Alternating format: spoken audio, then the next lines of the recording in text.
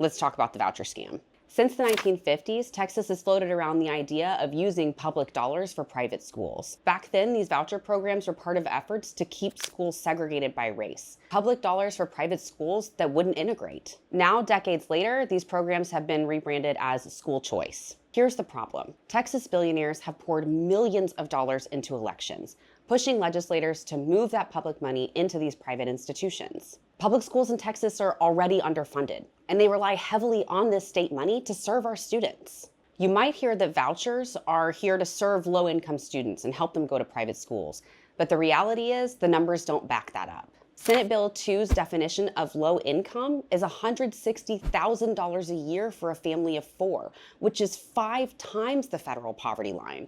And for reference, the median income for a family of 4 in Texas is $61,000. It's even harder for families in Texas living in parts of the state where there aren't very many private schools. And for students with disabilities who need and deserve the most from our state public money, the challenges are even greater. The cost for tuition for a student with disabilities is twice the voucher amount. Studies from other states show that these programs overwhelmingly benefit wealthier families. Take Indiana, for example. After 12 years of its voucher program, the average user comes from a family earning over $80,000 a year.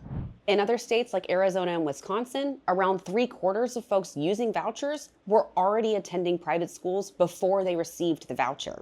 Another problem with vouchers is that private schools are not held to the same standards as public schools. They don't have to meet academic benchmarks, they don't have to report on student progress, and they don't have to follow anti-discrimination laws that protect students of color, students with disabilities, LGBTQ+ students, and religious minorities. Families may not even realize that by moving their kids to private schools, they're giving up these protections. These programs don't come cheap. In Texas, we've estimated $5.5 billion in loss from public schools, and that price tag grows each biennium. I cannot support using taxpayer money to fund private, selective schools, while our public schools, which serve every Texas child, struggle to get the resources that they need.